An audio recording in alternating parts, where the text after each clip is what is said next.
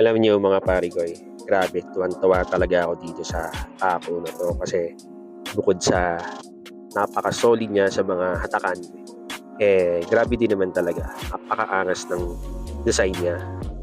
Nagulat nga sa akin yung mga kalaro ko sa bilyaran 'no, kasi sabi ko 1,300 plus lang yung bili ko dito.